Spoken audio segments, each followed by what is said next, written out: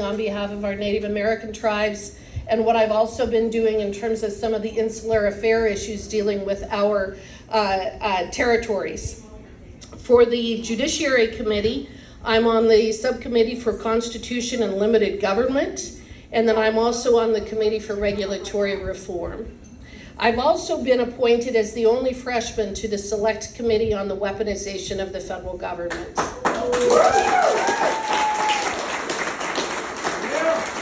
And I will admit that I enjoy the committee work. You can probably tell. I'm really not that mean. It just comes out. You know, it's kind of a Dr. Jekyll and Mr. Hyde situation when I get up there and I have the opportunity to hold somebody accountable for their terrible decisions, whether it's Deb Haaland as the head of the Department of Interior or the head of the Forest Service who's continuing with policies to burn down our forests, or it is people who think that we ought to, that aren't necessarily opposed to the idea of giving first graders Penthouse magazine. So we have been trying to hold this administration to account. We've had some phenomenal hearings in the Judiciary and on the Select Committee. We are trying to focus on issues such as parental rights, and really I think if there's any theme that's coming out of the Weaponization Committee or the Judiciary Committee, I think that the theme is protection of First Amendment rights, protection of our freedom of religion, our freedom of speech, and exposing what this administration has done with the ways in which they really have weaponized the government against us. When I got into town tonight, I stopped to go through a few emails, and I was just looking at a few articles as well, just to make sure that I knew what was going on while I was here. And one of the things that they are exposing more and more, and it's in relation to a lawsuit actually that's coming out of Missouri, and we had the folks from this lawsuit, the attorneys from this lawsuit come and talk to us, but it has to do with the way that this administration, starting within 24 hours after taking office on January 21st, 2021, the way that they got a hold of the social media companies and started their censorship of everything to do with COVID, the 2020 election. It's really pretty shocking, but the lawsuit is Missouri versus Biden. Interestingly enough, it's my former law firm that is handling this case, and in the article they talked about it's probably one of the most important lawsuits in the history of this country because it is exposing the extent to which our federal government has been weaponized to prevent us from being able to talk about some of the most important issues of the day. We had Matt Taibbi and Michael Schellenberger come in, and they testified about the Twitter files, and what we have found is that we're just scratching the surface. It didn't matter whether the information was true, and I think where you really are seeing a lot of the censorship related to COVID and COVID-19, the vaccines. It is starting to come out more and more about the impact that those vaccines have had on people, but for about 2 years, it was an ongoing effort. We have found that there are over 70 agencies, including all the way up to the Office of the President of the United States, that had a direct backdoor channel into Twitter, and they would every day come in and identify entire accounts that needed to be suppressed. Now, their excuse is, well, we weren't really telling them to suppress them, it was just suggestions. Well, let me give you an idea of a guy that is a guy that's in the Office of the President of the United States. Foul-mouthed little guy, I can tell you that much. But his way of just suggesting to Twitter that they needed to delete and block tweets was, you will blankety blank, blank, blank, blank, blank, blank, take that tweet down, or you're gonna blankety blank regret it. Now for them, that was just a suggestion. That's how they're trying to get around the fact that they have severely violated First Amendment rights. You may have seen me question a woman who also does not believe, on the other hand, that parents should have any kind of say-so in what their children are learning at school. What she came in and testified to is that any effort by parents to restrict the reading materials of their children should be considered censorship. So when I had the opportunity to question her, I said, do you consider it censorship to prohibit teachers from sharing Penthouse magazine with first graders? I had to ask that question 3 times before she would answer it. That's where we are in this country right now and with this administration. that she was not even willing to say that it is inappropriate to share Penthouse magazine with first graders. She finally admitted that yes, that would be inappropriate, but only after the third question did she do that. We're going to continue to delve into this. One of the other things that we're doing is within 2 weeks, I have to leave tomorrow, so I am sorry that I'm not here for very long to spend more time with you. And I hate to be disrupted by having my speech go on while you're eating, but I want you to eat. I don't want you to get your food to get cold. Please go ahead and eat while I'm visiting about what we're doing back there. I have to go back I have to be in Denver at 11 o'clock in the morning, and I drove up here, so I'm going to have to drive back to Cheyenne tonight. But I do welcome the opportunity to come and talk about some of the things we're doing. I will be back there for 3 weeks this time, just coming home on the weekends. But we're going to be interviewing John Durham about the Durham report. And we are... I have that report in my car right now. I haven't had an opportunity yet to read it. We've been so incredibly busy with so many things going on. But I will get prepared for my questioning of Mr. Durham, but we have to expose what's going on and what they have done. What I'd like to do is I want legislation to come out of some of what we've learned, including I want to be able to hold people accountable. If you are a federal employee and you violate someone's First Amendment right or Fourth Amendment rights or Fifth Amendment rights or anything else, if you violate constitutional rights, I want you to be held personally accountable for damages. Right now, we cannot hold these people accountable for what they've done, and they know it. We cannot hold them accountable for what they've done, and we know it, or they know it. We have to change that paradigm. We have got to start holding people personally liable. And I also say there need to be criminal consequences associated with the conspiracy that we have been seeing over the last actually 7 years. It started in 2015 and 16, as soon as Donald Trump announced that he was running for president. There has been a terrible conspiracy in this country that is a rot that is eating at the very core of who and what we are. One of the first things you have to do when you've got something like that is you've got to expose it. You've got to excise it. You've got to make sure that people understand it. As we say, sunshine is the best disinfectant. When I was questioning Matt Taibbi and Michael Schellenberger, I noted that the Washington, D.C. needs to be fumigated. And it does. It does. And we need to hold these people to account. And that's why I am, would it be Mr. Hyde when I ask the questions? Because the only thing that we have is we have to embarrass these people and expose them for, number one, how incompetent they are, but number two, how insidious they are in terms of pushing an agenda. So I don't hold anything back, and I have learned after being out there, not only in Wyoming, but everywhere I am in the country, people thanking me for being willing to go at these people and name names, like I did last week, and pointing out that Christopher Wray and Merrick Garland are corrupt. They are absolutely corrupt, and they need to be called out. They need to be fired. They need to be held criminally responsible for some of the decisions that they have made. Yeah. So, what I do realize is that I am channeling many of you when I'm doing my questioning, because I think that a lot of you would like to be sitting in my chair and asking these questions to hold people accountable for their decisions. In terms of my natural resource work, well, the big issues there is I truly believe in freedom and autonomy. And what we've been doing to our tribes and to our Native Americans in this country is just, it's a crime in terms of the way that we treat them. We don't give them the autonomy that they need and the authority that they need to chart their own destiny.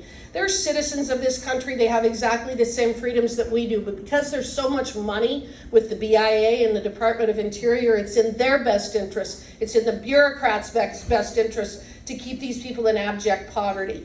The poorest county in the United States of America is the Pine Ridge Indian Reservation in South Dakota, and that is unacceptable. Absolutely unacceptable. But what did I find out when I became chairman of this subcommittee? There is a law on the books that prohibits tribes from leasing their trust property for longer than 25 years.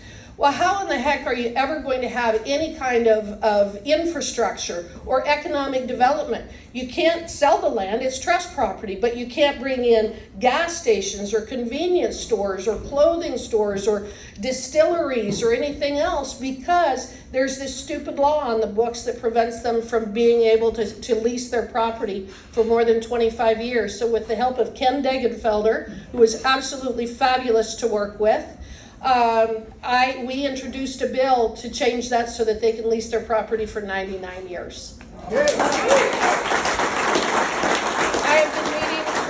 have been meeting with tribes all over the country, and one of the things that they have asked for over and over again is let us make our own decisions. The other thing is we are failing our tribes when it comes to Indian health services.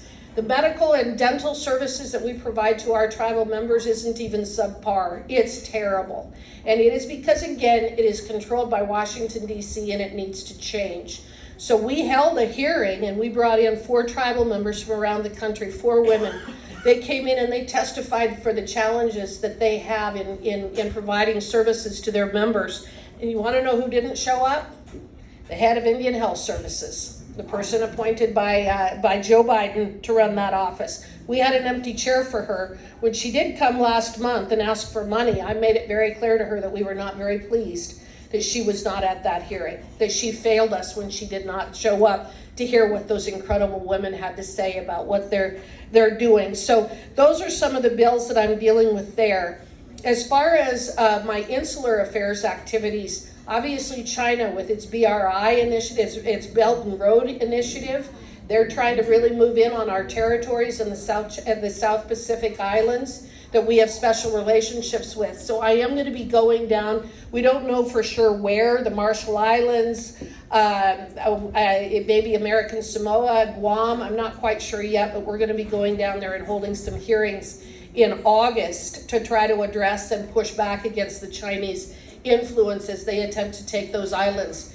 You know, if you think about it, and I'm learning a lot in this job, I'll tell you what, I'm learning massive amounts, but we lost 75,000 men taking those islands in World War II.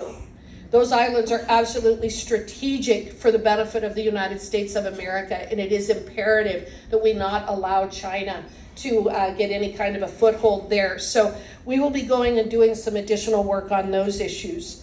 In terms of some of the votes that I've taken, I'm going to tell you something. The House of Representatives is working very, very hard, and we're working for you. The Senate, a little bit different story. Not being critical of our senators here in Wyoming. We have very good senators, but we've got some pretty lame people over in the U.S. Senate, both Democrat and Republican. You know, I'll be very flat out honest. What they did with that $1.7 trillion omnibus spending bill in December was just really a crime, because it made it so that none of us could be involved with budgeting. They knew that the House was going more conservative with this last election, so they passed that thing with less than 24 hours of notice, and it's a disaster. It was 4,000 pages. It's got massive green spending in it. It's very destructive to our country, but 18 Republicans voted in favor of that and should be held to account for voting for that.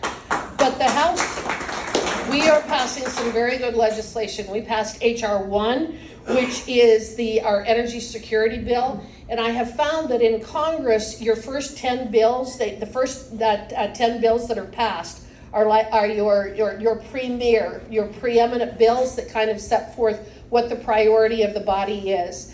Our number 1 bill is about energy security. And I think that says a lot for the House of Representatives and where we are. It's about unleashing our coal and our oil and gas and our ability to develop. Mr. Degenfelder indicated to me tonight that he was involved in helping to draft that. It is a very, very good piece of legislation. We passed it in the House. I think it may very well pass in the Senate, but if it does, I think Joe Biden will veto it. Another one that was extremely important that we passed is H.R. 2, and H.R. 2 is the very strongest border security bill that has ever come out of the House of Representatives.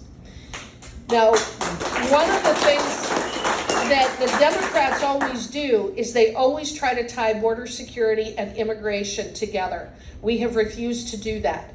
Immigration and border security are two different things, and we need to make sure that we do not confuse the two. Border security is about protecting our country.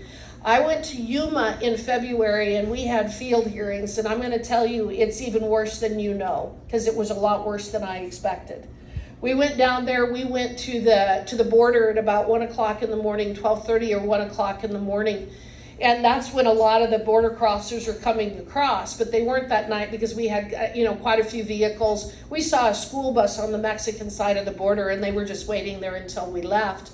But we came to one section where there was a 50-foot section of wall that had never been built. The equipment, the materials, everything is sitting there rotting on the ground. Millions of dollars worth of equipment, backhoes and high-lows, all different kinds of things sitting there on the ground rotting. And I was talking to one of the border security people, and he said, we found 200 bodies right on the other side of this area. And I thought, well, why would they be dying right there? It's because you can't come across that border unless you go through the cartels. And if you do, they will kill you. And so they kill them and they leave the bodies there so that everybody else knows. You will pay to come across that border or they will kill you. The hospital down there has $26 billion in uncompensated care for illegal aliens. When we were there, a lot of women are coming across that border and immediately going to the hospital and having babies. They don't have prenatal care. They don't have the vitamins and the things that we have here. Their NICU unit is full all the time. If you live there, you can't go to your hospital and get care. You have to go to Phoenix to have your babies because there's no room at the inn. Literally, there's no capacity. And then they were talking about some of the other unintended consequences, which is that there's a federal law that you can't, you cannot release a baby from a hospital without a car seat. So they had to go up and buy up hundreds of car seats from everywhere. So again, the people who are living there can't buy car seats, can't find them. So the hospital's paying all this money for car seats, and they release these babies in these car seats, but none of them have cars. None of them have cars. So those are, we met with the farmers down there, with the producers, and there are times a year when 70% of the food, the fresh food, the fruit and vegetables that we consume here come from Yuma.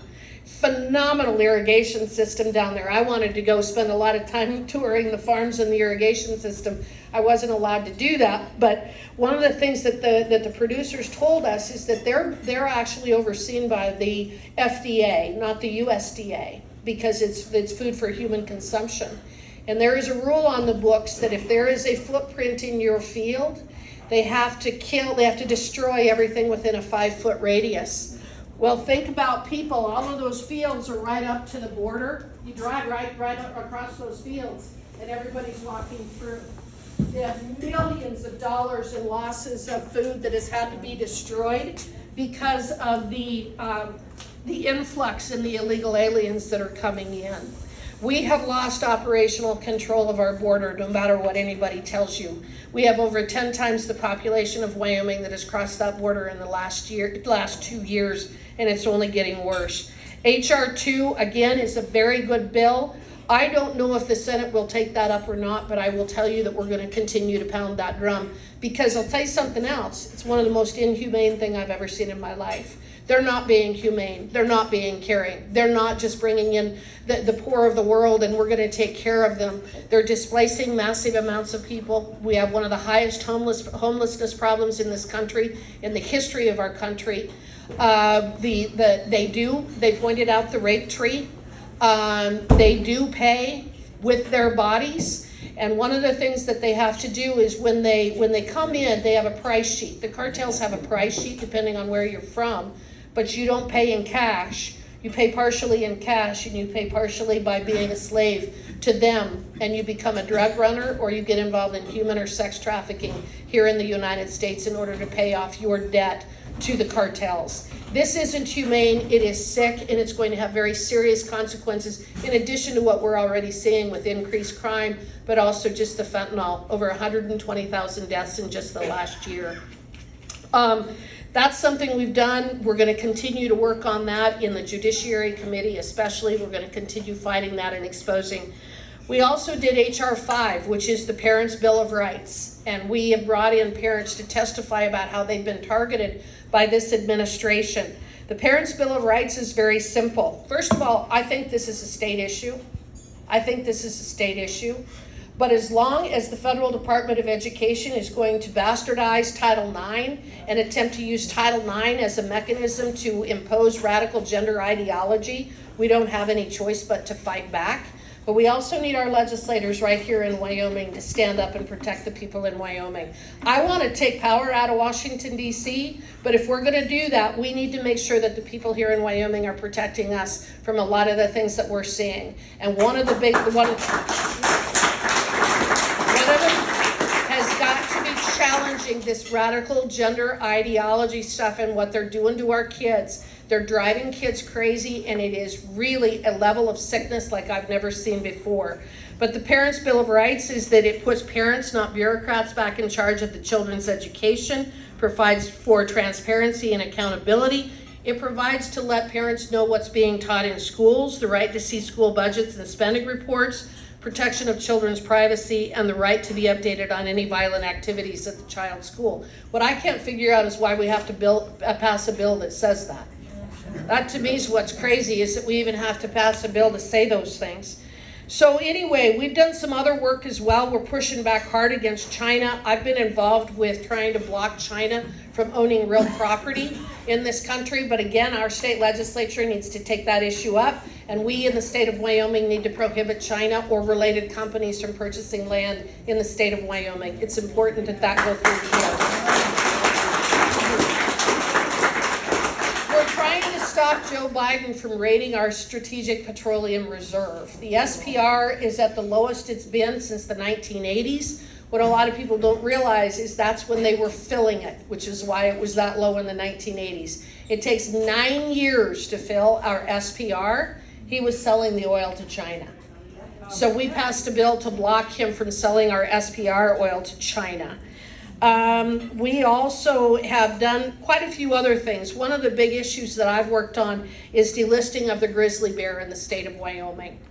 The state of Wyoming has spent over $59 million on grizzly recovery. We are more than double the recovery numbers. The goal was 550 grizzlies. We're at over 1,100 grizzlies. The Fish and Wildlife Service has found that Yellowstone is completely saturated. It's why we're seeing the problems that we are. So I have, and Cynthia on the Senate side has put in a bill to delist the grizzly bears. Some of the other things is the Coal Act to try to force this administration to be doing more coal leasing. We're working on pushing that one through as well. Here's the thing about where we are. When you think about this administration, which is a disaster, Joe Biden is a disaster. I'd like to say that he's the one in charge, but he's not. We all know that. We know that there are other people behind the scenes that are running things. But there is one person in Joe Biden's administration that has ever worked in the private sector. Not one. And it's why they adopt the policies and pursue the policies that they do and that they have. But there are things that are happening that for me are actually, I think, I'm optimistic about. Because what they're trying to do is going to collapse. And it's collapsing right now in other places around the world. I don't like that. I wish it wouldn't have happened. This whole Paris Climate Accord, the nonsense about climate change and global warming is just that. It is nonsense. Sri Lanka has collapsed because they stopped using fertilizer. The Netherlands is going to collapse because they are attempting to stop their ability to grow food. Ireland just this week said that they're going to slaughter up to 200,000 head of cattle to meet their obligations under the Paris Climate Accord. These people are stupid, but they're really causing such incredible human suffering that at some point we're not going to listen to them anymore. If you read anything about South Africa, and South Africa is probably the worst of the bunch. I was reading an article just today about what is going on in South Africa. They've met their emission obligations. They've met them, but they don't have electricity for 12 hours a day. Their entire society is literally collapsing on itself. Hundreds of murders every month, 2,400 rapes every month. You don't have civilization when you destroy your energy supply and your energy sector and your food sector. Everything becomes very tribal at that point, and it's a matter of survival of the fittest. And that's what we're seeing in these other countries. And again, this is all human-caused suffering. This isn't because of extended drought or because of terrible hurricanes that are nonstop. It's because of bad policies coming from people who don't know what they're doing and have never had to actually accomplish anything in their life except for sit back in a chair like Joe Biden has for 50 years and never be held accountable. Things are going to change. I know that they're going to change. And I know that this week was a little discouraging with the debt ceiling vote. I voted against it. All right, yeah. I voted against it. I told them I was going to vote against it. It didn't go far enough. We have got to rein in spending in this country. We don't have a revenue problem. We've got a spending problem. We're $32 trillion in debt. We're heading towards $35 trillion in debt. It isn't sustainable. Something has to change. But again, as they say, when something can't go on forever, it won't. And I have a lot of people that I am working with in the House of Representatives right now who feel exactly the way that you do, who think exactly the way that you think, and who want to change this around.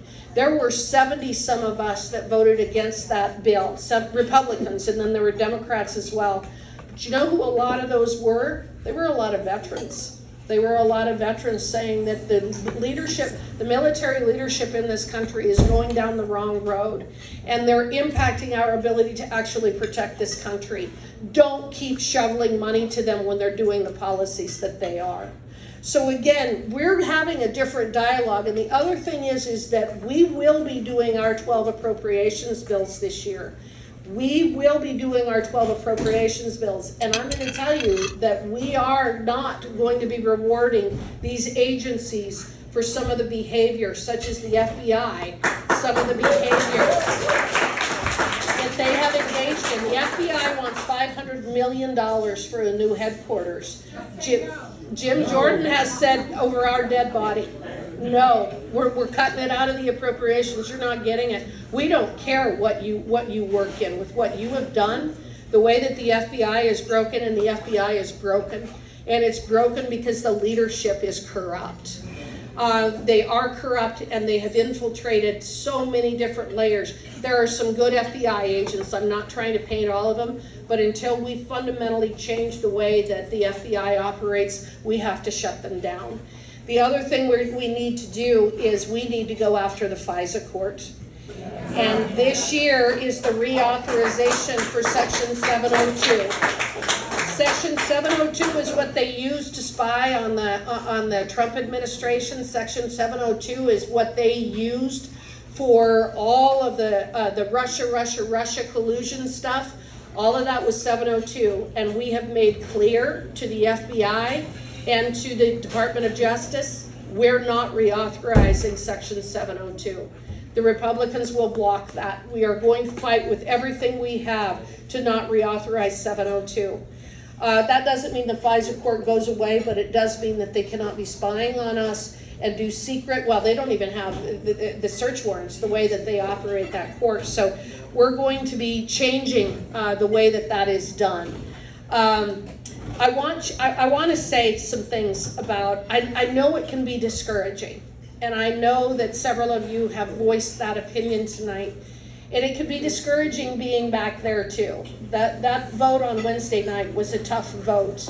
You want to work with your fellow legislators, you want to do what's right for the country, you want to make sure you're making the right decision, and it can be pretty tough back there to not know exactly who to trust and what way to vote. Your 3 representatives all voted against it, as I said. We had a lot of other people who did too. We have sent a very strong message that we are not going to be doing business as usual. But there's a couple of other things that set us apart from places like South Africa and the Netherlands and Sri Lanka and even Ireland. And one of those is our Constitution. We have the longest Constitution in the history of the world. And what that's done is that provides stability and it provides certainty. In South Africa, their Constitution is 20, 22 years old, right around there.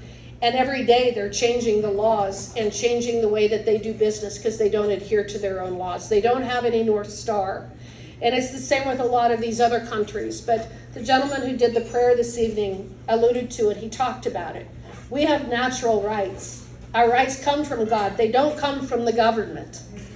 And as long as we remember that and recognize that, and whenever you have someone talking about giving us our right to free speech or giving us our right to engage in the religion of our choosing, or giving us the right to be free from unreasonable searches and seizures, they're not giving us a damn thing. We own those. They're inherent in us from the moment of conception.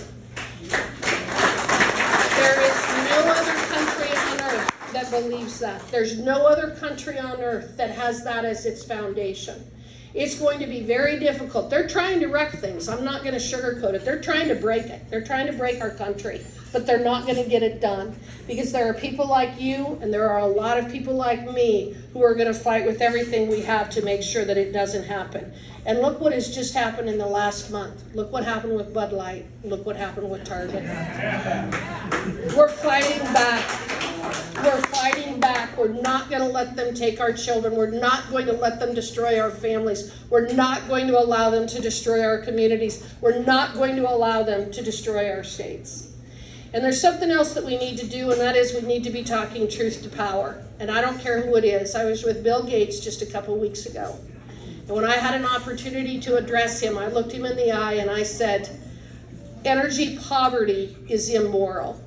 And people who push policies that result in energy poverty are immoral. I said, you're constantly talking about being carbon neutral by such and such date. We're not going to be carbon neutral by 2030 or 2040 or 2050 or whatever date you choose. And you need to stop telling people that. We're going to continue to use oil and gas. We're going to continue to use coal because you can't have a civilized society without them. And I said, you've got to change your message and what you're doing because what you're doing is wrong. So we went to the next meeting. We went to the very next meeting and he stood up and he said, you know, it was about the nuclear project over in Kemmerer. And he said, you know, I'm very proud of the fact that we're moving forward with a project that is going to be part of the future for our energy in this country. Part of natural gas. Well, it will have natural gas, and we'll have coal, and we'll have wind and solar and nuclear. And I was sitting next to the president of his company, and I leaned over and said, he forgot oil. But the fact is that these are energy resources that we will continue to use, and the policies that they're pursuing to try to stop us from doing so will only result in what you see in countries like Sri Lanka, what is eventually going to happen to Ireland, the Netherlands, and South Africa. We're not letting that come to these shores. We're going to fight back. We're going to continue to pass bills like H.R. 1. And the state of Wyoming needs to be in these fights. The state of Wyoming needs to be a part of this, pushing back and messaging and telling the rest of the world, we are the Saudi Arabia of the United States. We can provide all of the oil and gas and coal that we need for hundreds, if not thousands of years to come. We need to be defending ourselves. We need to be defending our industries. We need to be pushing back on the green nonsense. I'll do it in Congress. I'll fight that battle in Washington, D.C., but we need to do it here in Wyoming, too. And I challenge every single one of you to do it. With that, I want you to just enjoy your dinner. I'm sorry I kind of ruined your meal tonight, but I really am very honored to be here. Thank you for everything. Tammy, thank you. You invited me last fall, and I said, sure, and here I am. But Thank you. It's great to see you.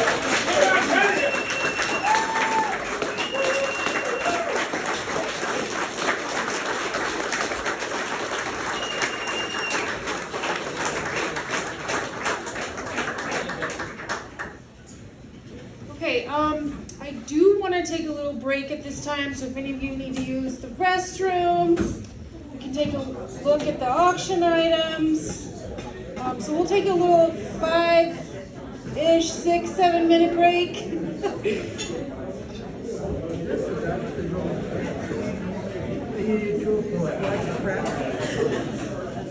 It is.